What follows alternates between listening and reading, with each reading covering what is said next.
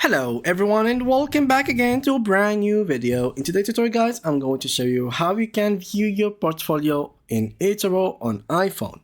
This should be a very simple video, so make sure to watch it from now till the end so you can get the full information.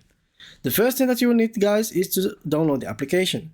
Go to the App Store, get it and download it. As you will be seeing right here, this is the app, then click on open.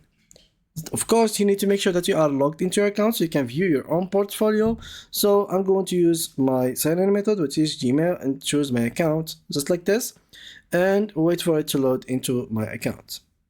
And now the steps are pretty simple. As you will be seeing, it's very easy. In the bottom of the screen, you'll find 5 different kind of menus: the home page, the watch list, the portfolio, discover, and wallets. And in our case, we would like to view our portfolio, so simply go there, and here you will find your portfolio. The portfolio will consist of any asset that you own in your account. So if you bought, for example, Nvidia assets, you will find them right here with the current price and how much you lost or you have gained on that specific assets. You can find here your orders, the trades that you have, or simply mark as open.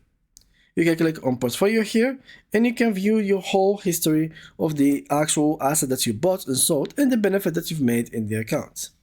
You can click into the right to see your long-term view and the daily view for different kinds of assets. And into here you can view the actual assets in 2 different methods: the card view and the list view. And finally, you can make sure to actually activate the notification in the top right corner.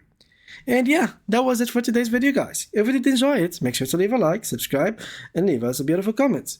If you do have any more questions about eToro or any other platforms, make sure to mention that in the comment section, and see you guys in the next upcoming video.